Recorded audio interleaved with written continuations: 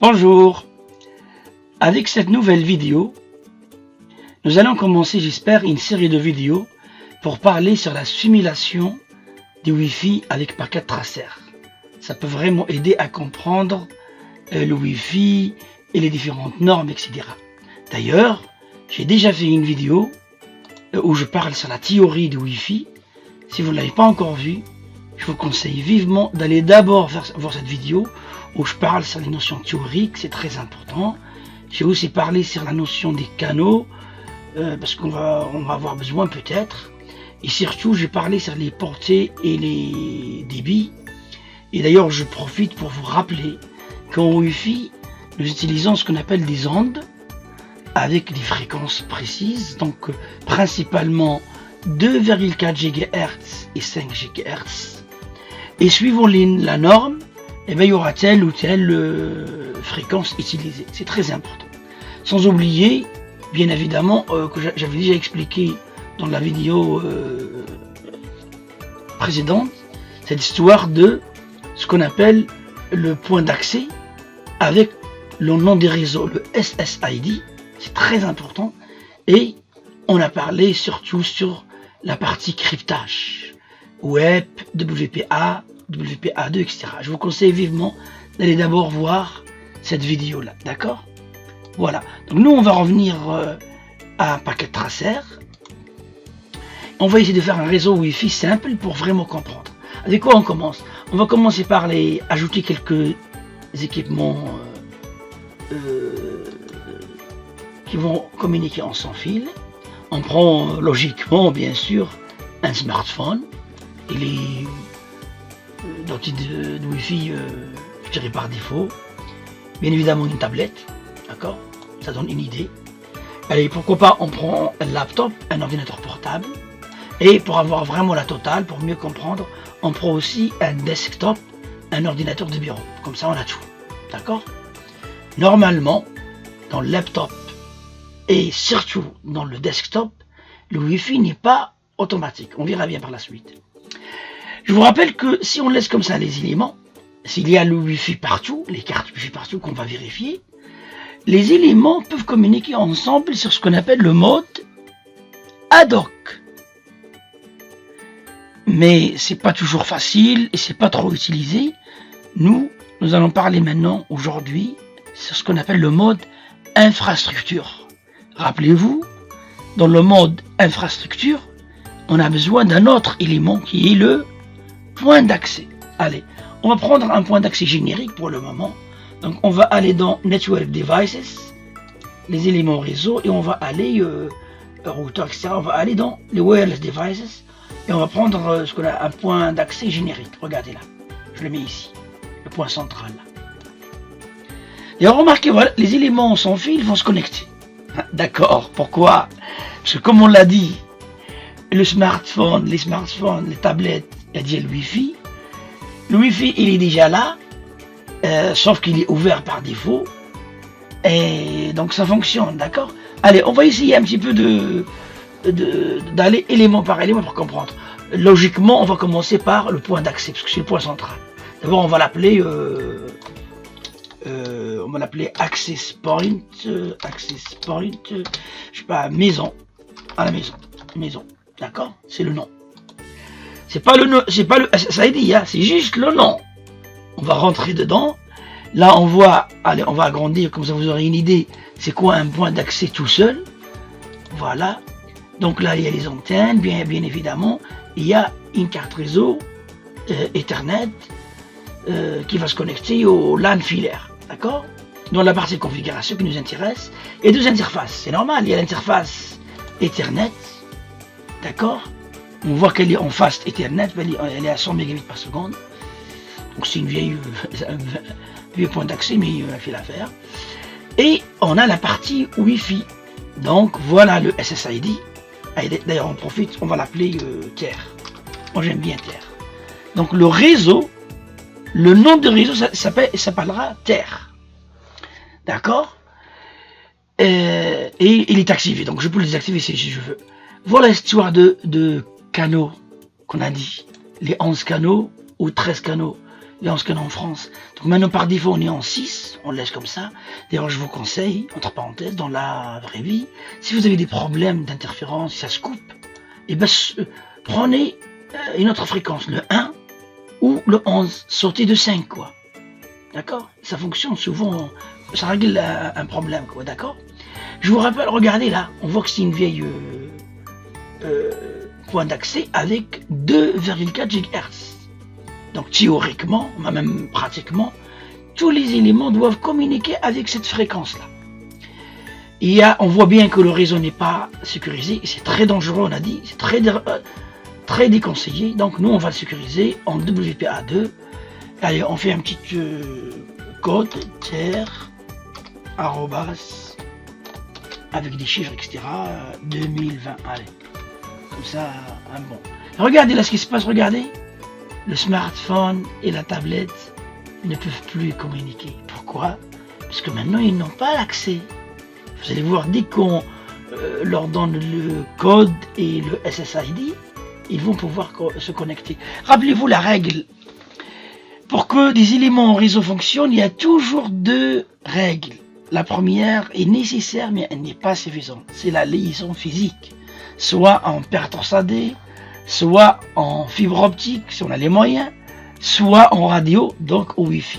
Il faut d'abord ça, puis ça viendra la partie logique, la partie IP. On en parlera après. D'ailleurs, pour ne pas oublier, là, on va écrire des choses ici. Pour nous, hein, donc, allez, on va écrire un petit texte ici pour dire, allez, SSID, rappelez-vous, on l'avait appelé tiers. D'accord? Et je peux mettre plus loin, je le mets en bas, allez, je le mets en bas, hop, je mets en bas, je mets en bas ou en haut, je mets WPA2, juste pour se rappeler. Et rappelez-vous, je l'ai appelé tiers, arrobas 2020. Voilà, j'ai utilisé les mots pour que je me rappelle, c'est tout, d'accord? Voilà, c'est tout. Hein. Hop, est-ce que je peux les bouger ici? Oui, je peux les bouger là. Et là, d'accord? Hop. Voilà. Maintenant, on va commencer par configurer le smartphone. Vous allez voir, c'est très simple. Je vais l'appeler smartphone. Allez, on va pas se casser la tête. Smartphone Paul. Le smartphone de Paul. Comme ça, je vais savoir que c'est Paul, c'est à Paul. Je rentre à l'intérieur. Et donc voilà, c'est un simple smartphone. La partie configuration. Donc il y a du Wi-Fi, il y a des réseaux cellulaires et des Bluetooth. Donc on va aller dans Wi-Fi. Et c'est très facile. Donc on a notre adresse MAC, c'est très important. C'est elle qui va identifier la carte Wi-Fi dans le réseau. Le SSID, donc là où il va se connecter, donc il ne connaît pas. Rappelez-vous comment il s'appelle là. Il s'appelle tiers. Et ben on lui dit tiers. Regardez bien la connexion, hein, comment ça va se faire. Donc on a dit qu'on est en WPA2. Et on a dit c'est tiers, arrobas 2020. Voilà, la partie physique, on l'a fait, la partie logique, on en reparlera plus tard. Et regardez, la partie logique, on n'appuie pas, d'accord? Voilà, regardez, on attend quelques secondes, et le smartphone va se connecter. Voilà, donc ça fonctionne. Le smartphone, physiquement, la partie logique, c'est autre chose, on va en parler après. Maintenant, je vais parler pareil, donc la tablette, je vais l'appeler tablette. Pardon, j'ai mis Z, tablette de Pierre. C'est à Pierre, d'accord? Juste un nom. Et c'est exactement la même chose, hein, donc on peut voir un petit peu la tablette, comment elle est, voilà. Et la configuration, exactement pareil. Il n'y a pas de différence en fait, ça se comprend de la même façon. Allez, l'adresse MAC, n'oubliez pas. Et je vais le connecter au même réseau tiers, rappelez-vous. Et le cryptage tiers arrobas 2020. Regardez, il va se connecter après quelques secondes. Donc ça c'est très facile en fait, voilà. Et d'ailleurs, entre parenthèses, est-ce que maintenant le smartphone et la tablette peuvent communiquer? Bien évidemment, physiquement, ils sont déjà prêts pour ça. Mais on va pas faire la partie logique, on va la reporter. On va d'abord régler nos problèmes avec les laptops et le desktop, d'accord? Donc je vais leur laisser une nom comme ça parce que vous avez compris le principe. Je rentre dans le laptop, d'accord? Comment il est? Alors laptop, hop, que je peux encore zoomer? Ah oui, je peux zoomer, c'est pas mal. Voilà. D'ailleurs, on remarque là qu'il n'y a pas de carte Wi-Fi. Voilà, il y a une carte Ethernet, c'est normal. D'accord? Donc je vous montre une astuce dans le paquet tracer. Il faut chercher le Wi-Fi. Il est où? Mais je le vois, moi, le Wi-Fi là. Je vois qu'il y a une carte Wi-Fi, donc je peux retirer cette carte là. D'ailleurs, je ne vais pas le retirer comme ça. Rappelez-vous, c'est très important. Il faut l'éteindre, sinon ça ne marchera pas. Donc il faut éteindre l'ordinateur. Il est éteint. Là, je peux le retirer et je remets ma carte. Et là, il faut le réallumer. C'est normal, logique. Voilà, je l'ai allumé. D'accord? Donc maintenant, l'ordinateur, là, il est devenu avec des Wi-Fi. D'ailleurs, j'aurais pu tester avec vous avant même de crypter mon signal, mais c'est pas grave, on va rentrer dedans. On va aller dans la configuration. On voit bien que l'interface Wi-Fi, elle est là. Et ça devient très facile. Maintenant, vous connaissez les choses. L'adresse MAC, elle est là. Et on est en tiers. Et on a dit en WPA2. On a dit tiers arrobas 2020. D'accord? Et comme par magie, monsieur, le laptop, il va se connecter aussi. Voilà. On fait la même chose avec le desktop? Allez, on fait la même chose. Maintenant, vous avez compris le principe. Notre desktop, il est là. Donc, vous vous rappelez la règle là. Donc, il y a une carte réseau. Il faut d'abord éteindre le PC, retirer la carte réseau, prendre la carte Wi-Fi et la brancher. Et bien évidemment, il faut allumer le PC, sinon ça ne fonctionne pas. Je ne vais pas sortir, hein, ça ne sert à rien. Le Wi-Fi, il est là. Donc le Wi-Fi, il est là. La carte, la trace MAC, elle est là. Même principe. Tiers. Donc c'est le SSID, des points d'accès. Et le cryptage en WPA2, et on l'a appelé la phrase, c'est tiers arrobas 2020. Il faut toujours bien choisir une bonne phrase de code, quoi. Et voilà, quelques secondes, il va se connecter. Voilà, magique. Donc maintenant, le réseau, il est physiquement, rappelez-vous, physiquement prêt à fonctionner. Il y a quelqu'un qui m'avait posé la question, est-ce qu'on peut travailler comme ça à 100% en Wi-Fi?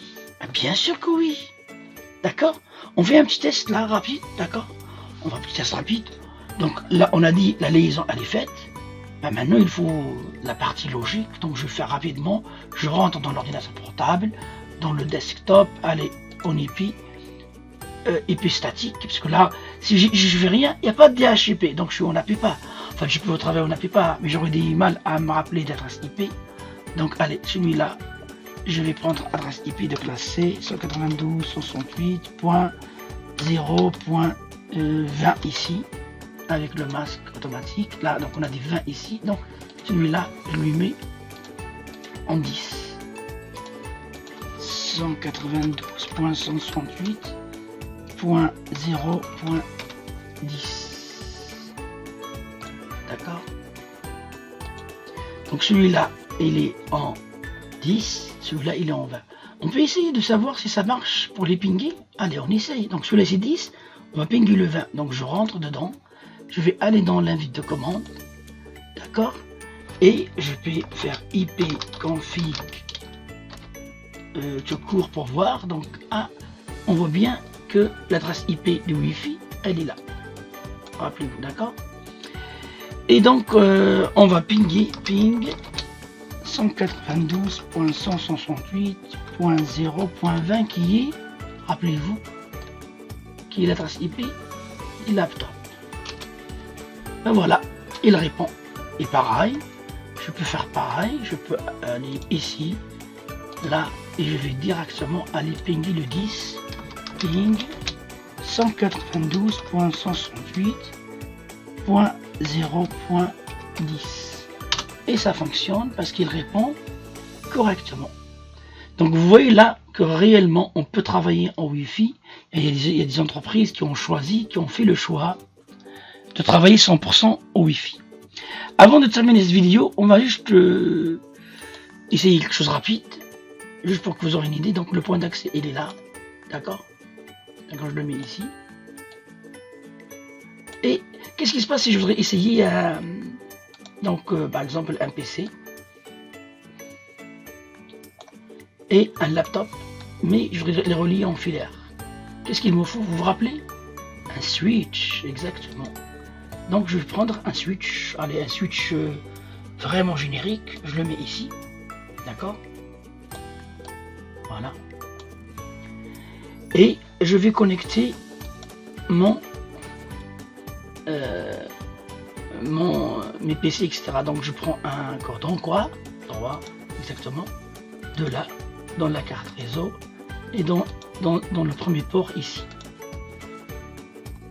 Deuxième PC, je le prends ici, et je le branche là. Ça fait, donc ils sont en train de communiquer, vous allez voir, il faut que ça devienne tout vert, comme quoi physiquement on est prêt.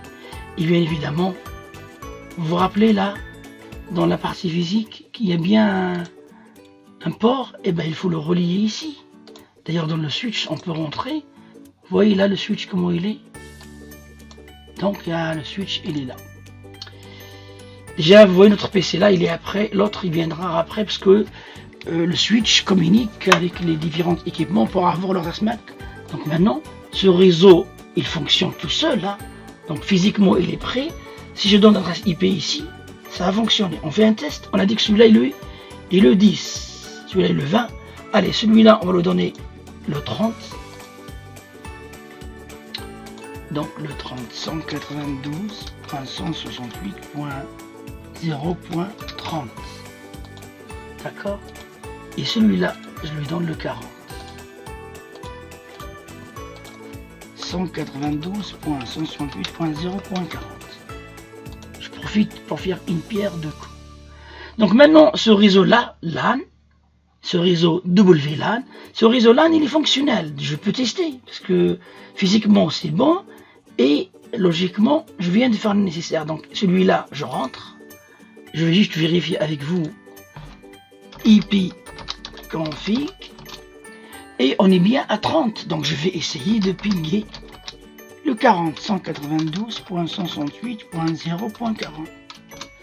Logique, ça fonctionne parce que physiquement c'est bon et logiquement on a fait le nécessaire, nous sommes dans le même NetID. Et là on va essayer de relier les deux, donc je prends un port et je prends le seul port des points d'accès. Il faut attendre quelques secondes, c'est logique. Pourquoi j'ai dit à tout le monde, à mes élèves, il faut attendre dans le réseau, le temps que les machines se parlent entre eux, ça prend quelques secondes, et physiquement, ils seront prêts à communiquer, d'accord? Vous allez voir, donc ils vont communiquer, et tout de suite, le réseau WLAN et le réseau LAN vont pouvoir communiquer ensemble. Autrement dit, ce PC-là va pouvoir communiquer avec ce PC-là. Ce smartphone va pouvoir communiquer avec ce laptop. D'accord? Maintenant, notre réseau, il est prêt. Donc, comme vous pouvez le constater, on fait un petit test. Celui-là, rappelez-vous, c'est le 40 hein, et c'est le 30. Donc, je peux venir là.